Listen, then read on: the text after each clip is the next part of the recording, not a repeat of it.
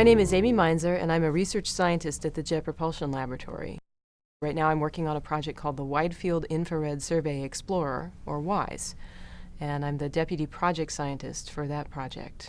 I'm also working on another project to use the WISE data to search for asteroids and comets, and that project is known as NEOWISE, and I'm the principal investigator of the NEOWISE project. My first thought of being an astronomer was when I was about 6 years old.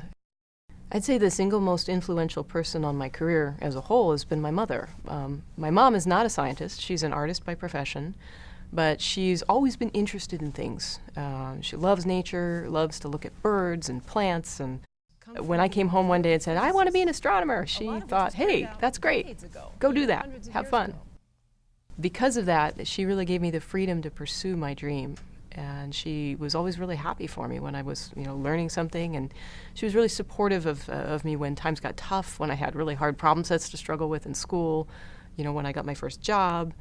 It really made a big difference to have somebody like that in my life. So I remember reading in this particular book about a place called JPL, the Jet Propulsion Lab, and thinking, wow, okay, well, I guess this is where they do this stuff. But I was growing up in Ohio, and JPL was in California, which seemed like it was on the other side of the planet. But I always knew at that point that I would probably need to go there. There's a lot of variety, which is what I really like. I mean, one day is never the same as the next. Every day is different, and they're usually really fun. I started off as a kid wanting to work at JPL because of missions like Voyager, and the fact that it's still going on today is incredible to me.